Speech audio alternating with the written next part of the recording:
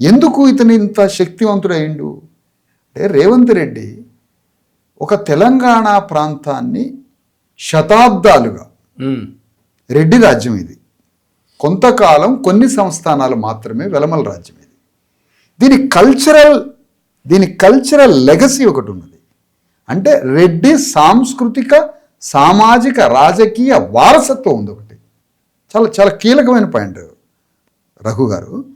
తెలంగాణకి ఒక cultural social political legacy ఉన్నది ఒకటి.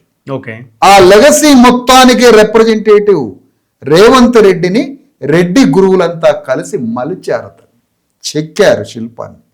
అందుకని ఈరోజు వరల్డ్ క్లాస్ రెడ్డిస్ అందరూ కలిసి తెలంగాణలో ఊడిపోతుంది రేవంత్ రెడ్డి ప్రభుత్వం అనుకున్నారు. రేవంత్ రెడ్డి ముఖ్యమంత్రి అవుతాడని అనుకున్నారు. రేవంత్ రెడ్డిని ఒక గడ్డి పరకతో పక్కన పెట్టారు. కానీ ఈరోజు రేవంత్ రెడ్డి వటవృక్షంగా మారుతున్నాడు.